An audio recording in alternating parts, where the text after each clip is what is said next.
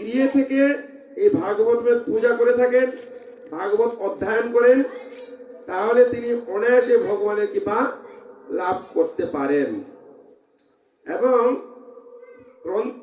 এই গ্রন্থরূপী ভাগবতমকে প্রতিদিন যদি স্মরণ করেন, তাহলে সে নিশ্চিত এই জড়জগতের বন্ধন থেকে মুক্তি লাভ করে ভগবত ধামে প্রবেশ করার সৌভাগ্য অর্জন করে থাকেন। এবং ভাগবত মাহাত্ম্যে আরো বর্ণনা করছেন, যদি কোনো এই বাগ্ময় বিগ্রহ অর্থাৎ এই গ্রন্থরূপী ভাগবতমকে ঘরে রাখা হয়, তাহলে সমস্ত দেবতারা সেই গৃহকে প্রদক্ষিণ করেন। কারণ যেখানে এই গ্রন্থরূপী ভগবান সাক্ষাৎ যে গৃহে অবস্থান করেন, সমস্ত দেব দেবতারা, লক্ষ্মী সরস্বতী থেকে শুরু করে দুর্গা কালী থেকে শুরু করে সমস্ত দেবতারা সেই গৃহ প্রদক্ষিণ করেন। কারণ গৃহের মধ্যে স্বয়ং ভগবান বিরাজ করে থাকেন।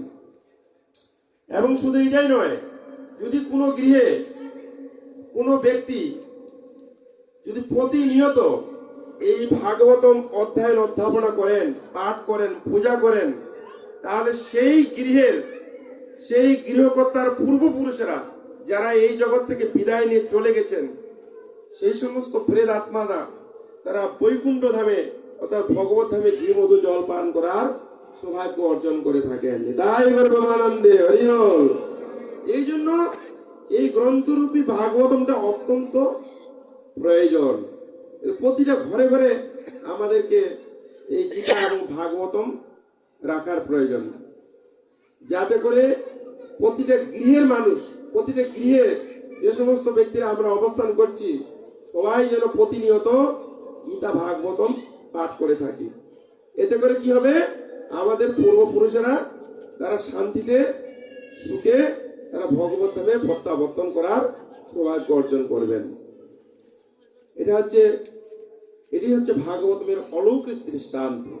এবং কি শুধু এটাই নয়, শ্রীল প্রভুপাদ তিনি নারদ মুনির কথা বলছেন। নারদ মুনি একজন দাসী ছিলেন, দাসীর পুত্র ছিলেন। তো এই নারদ মুনির মা তিনি মুনি ঋষিদের আশ্রমে থেকে দাসী রূপে সেবা করেছিলেন। দাসী প্রত্যেকদিন মন্দির মার্জন করতেন, ভগবানের থালা বাসন মার্জন করতেন এবং মহান মহান মুনি ঋষিদের কাছ থেকে ভাগবত কথা শ্রবণ করতেন এবং তাদেরকে বিভিন্ন সেবায় সহযোগিতা করতেন, ভগবানের জন্য ফুল চয়ন করে এনে দিতেন। এরকম করে তাদের মাঝে থেকে এই ভাগবত কথা শ্রবণের কীর্তনের মাধ্যমে সেবা করার মাধ্যমে এই নারদ মুনির মা মহান ভগবান